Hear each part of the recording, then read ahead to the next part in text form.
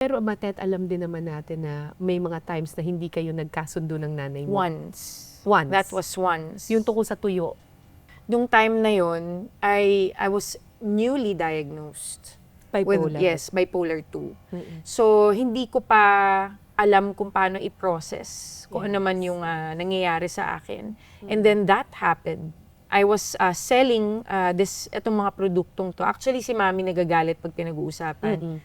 Makakulitin niya ako habang natutulog. But anyway, ayaw ni Mami pag-usapan. But anyway, I was selling my product and then natutulog ako. Paggising ko, nag-chat sa akin si Mami and meron na siyang mga ganun din, same na ibebenta. Hindi ko maintindihan yung reaksyon ko. Medyo naiyak ako. Sabi ko, bakit ganun? And then later on, nagalit ako sa kanya.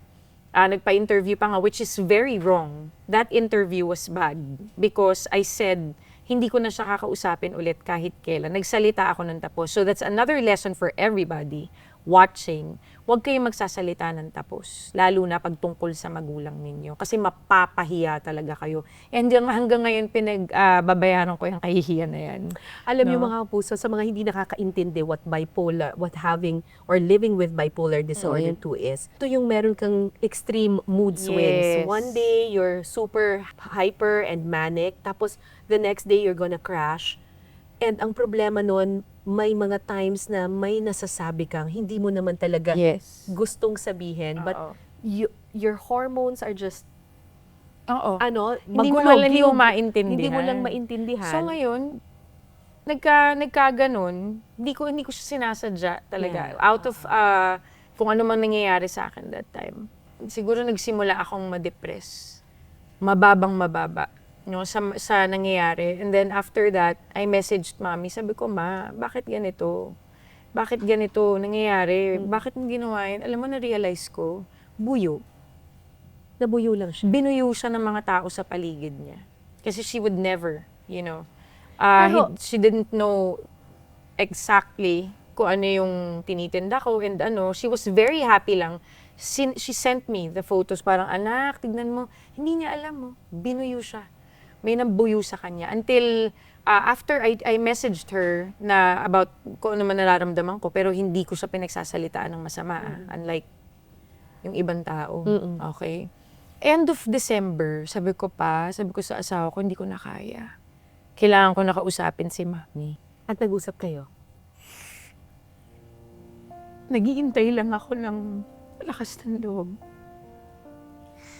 And she never does this. Okay? With any of us. We're 5 of her kids. Never niyang ginawa. She messaged me. And what did she tell you? Anak, sabi niya, kalimutan na natin, please, kung ano yung nangyari. Gusto ko bumalik tayo sa dati. Sabi niya, gusto ko pumupunta ka ulit dito sa bahay. Kasama yung mga bata, mahal na mahal ko yung mga anak mo. Kahit anong, ito totoo, ito pakita ko sa'yo mamaya. Sa message niya, sabi niya, kahit anong mangyari, kahit anong sabihin mo, anak pa rin kita at walang makakapagbago nun. I am the only one na sinabihan niya ng ganun, yung nagpakababa siya. So sa akin, agad-agad, 1 second, I said, okay po, Ma. Sorry sa lahat ng nasabi ko. That's how it ended. And then after a few days, she invited me sa bahay niya. Tapos doon nag-usap kami. Sabi ko, Ma, nag-depressed na po ako at naggagamot.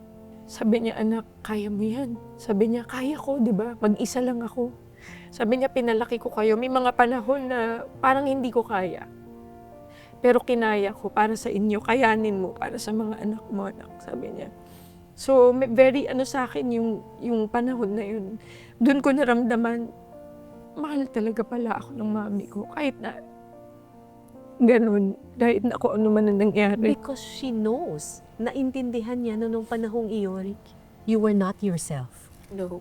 Kasi alam niya na mahal mo rin siya at hindi mo yun sasabihin sa kanya Hindi. if you were you.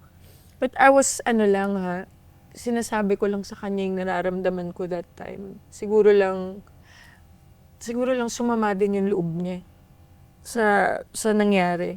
I think ang nagpalala nun was because it was public. Yeah. And I dapat di ko ginawa. But yun nga, hindi ko controlled eh. Yeah. Hindi ko siya, kumaga, I'll do this. Yeah. I'll do this today. Yung, alam mo yun, Hindi, mahirap din kasi ang buhay ninyo ay nasa limelight. So everything is public. yes. Pero ang mahalaga doon, nalagpasan ninyo. Nalagpasan Nalagpasan ninyo. Tumibay pa. Mas tumibay pa. Yes, mas tumibay kasi hindi ka na talaga magdududa.